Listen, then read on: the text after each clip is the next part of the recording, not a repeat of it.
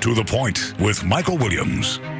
Republican Congressman Brian Mast up for re-election in what's expected to be one of the most competitive contests in the country. Today, we're talking to one of his opponents. Plus, Boca Raton's mayor facing criminal charges. The deputy mayor here to talk about the impact on the city going forward. Good morning and welcome. The election season, like the weather, heating up. One of the races that will be getting a lot of attention locally and nationally is the contest for Congress in District 18, covering Martin, St. Lucie, and parts of northern Palm Beach County. One of the Democrats running is Lauren Baer, and she's here today. We thank you so much for coming in. Thanks so much for having me, Michael. Briefly introduce yourself to our audience. Well, Michael, first of all, thanks so much for having me. I am a local girl. Grew up right here in Palm Beach Gardens, went to local public schools.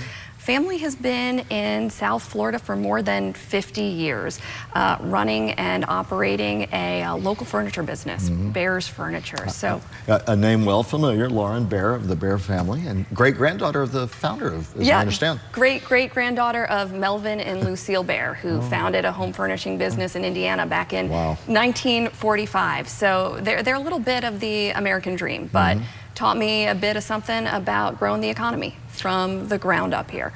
Harvard educated, Oxford trained, worked for the Obama administration. Talk a bit about that. That's true. I started my own career as a lawyer, went on to proudly serve 6 years as a senior official in the State Department, 5 of those as a member of the Secretary of State's policy planning staff, the Senior Strategy and Innovation Unit for the Secretary of State, working on issues of human rights and international legal policy, working to keep our country safe and make government work better for the American people. All this under the Obama administration. What is your current job? Currently, I work as a consultant for Albright Stonebridge Group. It is the global strategy group founded by former Secretary of State Madeleine Albright, and I'm also running for office, which keeps me pretty busy between having an 18-month-old and doing that as well. The most important part of your bio that you beam about and talk about, and we'll talk a little bit more about that. Somebody said, with all that going on, why now? Why jump into the race now? Your plate is full. You've got a little girl. You've got a busy life. Why right now? Jump in. Well, you know, the stakes really couldn't be higher for our country right now. I never thought that I was going to be someone who was going to run for office, but my baby girl, she was born 2 weeks before the last presidential election, and I think absolutely every day about her future and my responsibility for creating the kind of world that I want my daughter to live in.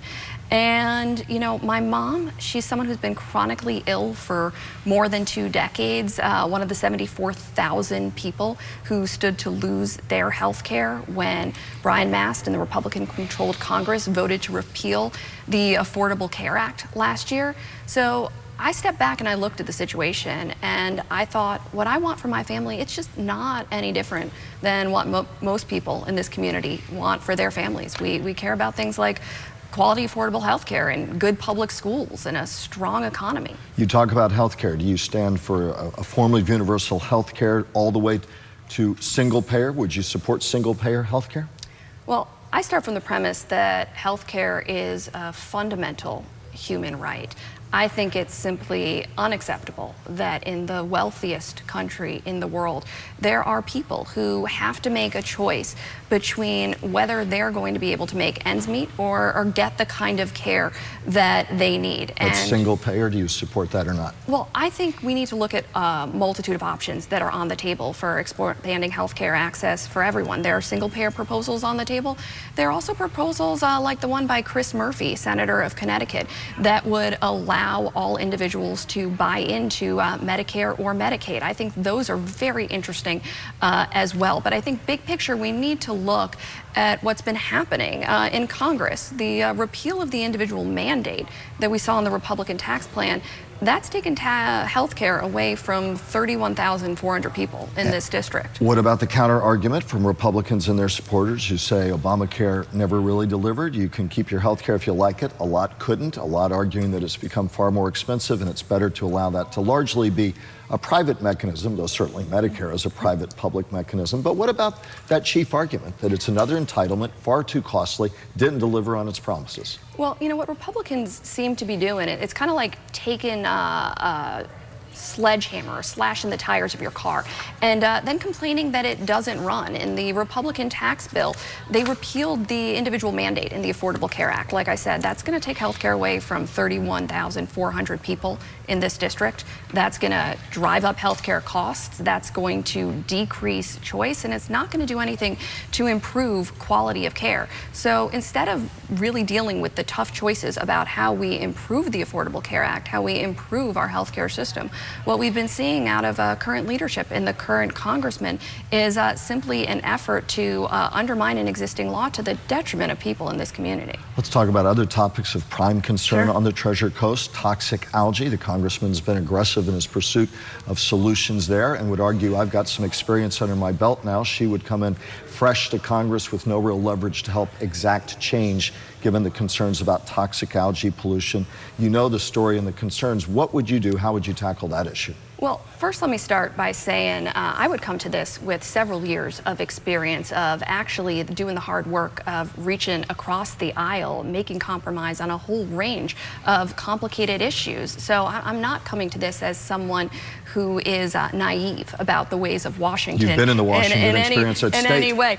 And what I will also say is I'm acutely aware of the issues related to our environment here. So how do you tackle it specifically? Just a couple of weeks ago, I was up the C-44 canal with several local environmentalists, scientists, sportsmen, carefully investigating the issue of the toxic algae that is flowing out of Lake Okeechobee, polluting the St. Lucie River and our estuaries. What we need to be thinking about here is dealing with, number one, the problem of the pollution coming into the lake in the first place. From the north. And second, and other sources. And second of all, why is it becoming a fertile breeding ground for algae in the first place? The lake is hotter, and that's because of climate change. Now, Brian Mast likes to talk a good talk on this issue, but the League of Conservation Voters actually recently gave him an environmental scorecard rating of 23 out of 100.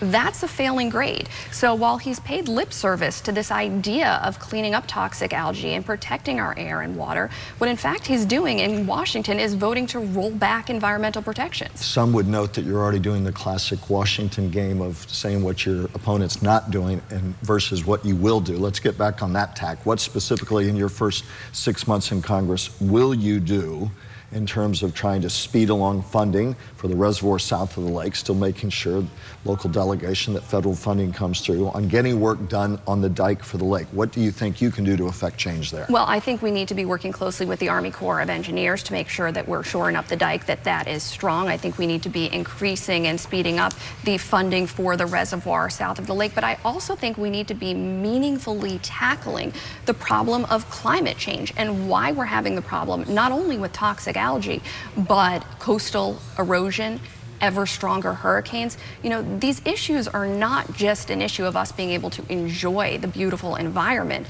here in South Florida.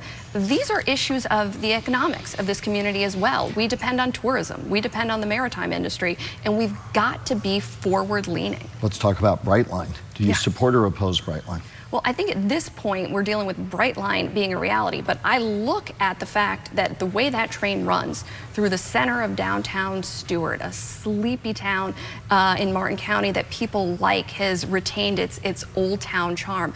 I look at the concerns that people legitimately raise about the number of people who've died in Brightline's first few months of operations, and I also look at the legitimate concerns that are being raised about whether Brightline is entitled to the federal financing that it's received, and I think we need to be paying careful attention to make sure that this train is actually serving the communities that it's running through. Brian Mast held a hearing just about a week or so ago questioning taxpayer financing for Brightline with some hope that it may still be stopped. Are you saying you think it's a foregone conclusion that it's coming through the Treasure Coast, so in your mind your press will be to mitigate impact? No, I'm not saying anything is a foregone conclusion right now. We do have a segment of Brightline that is open between West Palm Beach and Fort Lauderdale. I think we need to deal with the portion of Brightline that's farther north, potentially the point that would connect Orlando and West Palm Beach, and how that's really impacting our communities. If there is a way to stop that, to deal with the environmental concerns and the economic concerns that are facing the community in Martin County and in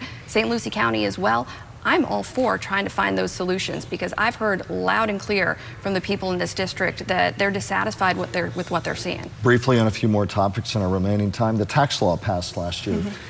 A number of our viewers will say no benefit for me. Some of you watching will say it has been a benefit. I'm seeing bigger paychecks, and I like what happened with the tax law. Your position, had you been in Congress, would you have voted for or against? I think I know the answer based on the Democratic vote, but explain briefly why. I'd have voted against that tax law, and let me tell you the biggest reason why. That tax plan is going to explode our deficit by $1.5 trillion.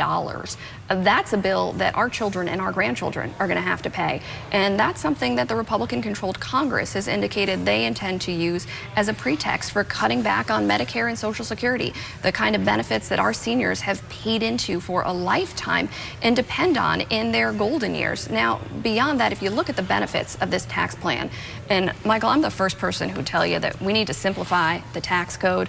We need real tax reform that puts more dollars in middle-class people and working-class folks. But this tax plan disproportionately benefited the very, very wealthiest among us. And I and most people in this area just don't think that's fair. A couple of other topics. You've brought this up in some of the articles I've read about. You would be the first woman, should you be elected to Congress, to be in a same-sex marriage while serving in Congress. And you said in a quote, you wanted to make sure people understood, I'm running as a woman who happens to be gay, not, quote, as a gay candidate. Talk about and frame that discussion that you've obviously heard somewhat on the trail, and your thoughts. Well, you know, I have to tell you, I'm actually surprised how infrequently this comes up. You know, the issues folks want to talk to me about. So you feel that's progress, but really? People want to talk to me about health care. They want to talk to me about the environment. They want to talk to me about jobs. Our community and our country, it's changed quite a bit from when I was growing up here. I mean, it's hard sometimes to remember now that it wasn't until 2003 that it was legal to be in a same-sex relationship in the state of Florida. It wasn't until 2015 that my marriage was legal here. But when I look at why I'm running, it's because I believe that Washington can work better for absolutely everyone in this country. And I believe that actually when Congress represents the diversity of America, we all benefit. And to that notion, 274 women, as we sit here today, have filed to run just in the House alone. It will probably easily eclipse, I think, the 298 in 2012. There's a definite movement of women saying we want to be bigger voices as part of that diversity. Close with your thoughts about that. Well, I think that is an absolutely wonderful thing. It gives me hope for my daughter and every person of every child of her generation. Women in this country, we represent 50% of the population, but for far too long, we have been underrepresented in positions of power, whether that's in the business world, whether that's in media, or whether that's in the halls of government. And I think what we're seeing in 2018 is women all around the country from all different walks of life finally saying enough is enough. It's time for our voices to be heard. It's time to bring our opinions to the halls of Congress, and it's time to use that platform to benefit absolutely everyone. I spent this morning with a group of mothers, and the one thing we talked about was how mothers are empathetic. Lauren Baer, candidate for District 18. It's going to be a tough race should you get past your primary challenge. A brief note, as the summer moves on, we'll be talking to candidates in all the chief races, all the chief district congressional races, but we appreciate you giving our viewers a first introduction. You've promised you'll come back as we draw closer to primary season.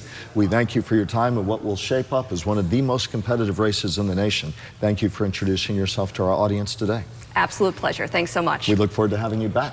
Coming up, what's next in Boca Raton since the corruption charges now faced by the mayor there.